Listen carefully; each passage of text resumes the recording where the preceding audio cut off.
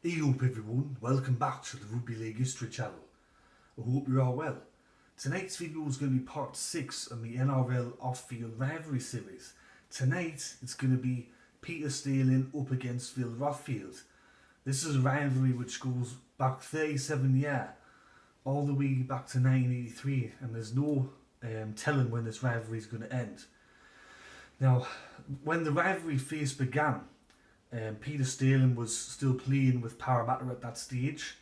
Phil Rothfield was a journalist working for the Daily Telegraph back then, and I think he still works for them now. And Peter Stealing was also running his own column for a now defunct newspaper called The Mirror. And in 1983 there was a raid by Manly, headed by Ken Arthurson. They wanted to sign Peter Stealing for $500,000, which back then that was unheard money. And Peter Stealing had actually already said that he declared that he was going to stay with Parramatta, but he wanted to break the story of him staying at Parramatta in his own column.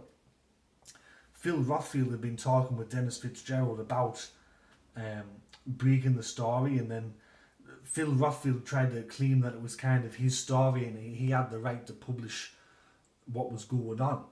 So before Peter Stealing could publish his story in the Mirror, Phil Rothfield went ahead and published the story in the Daily Telegraph. Now, according to Phil Rothfield, about 5 o'clock in the morning, he got a phone call from Peter Stealing, and Phil Rothfield said that it's the biggest spree he's ever copped in his entire life. He said, "What was said, I cannot repeat on national television."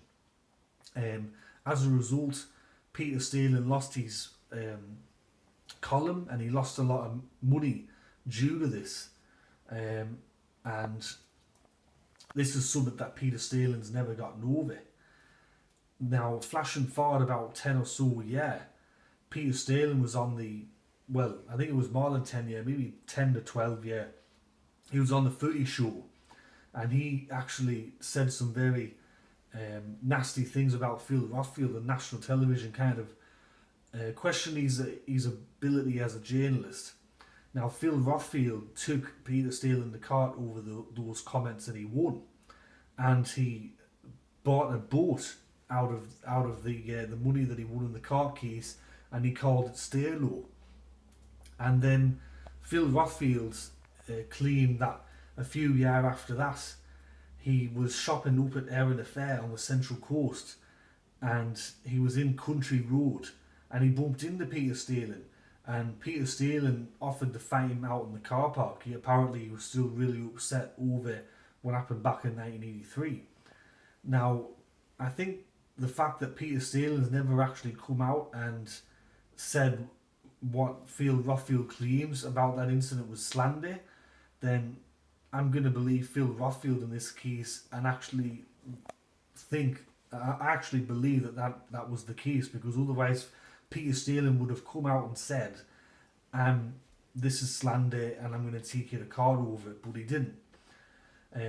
So this rivalry has been going for 37 years, a lot longer than some of the other rivalries which I've named here in the past, but it's a very storied off-field rivalry, and I'm pretty sure that there's going to be more chapters in the future.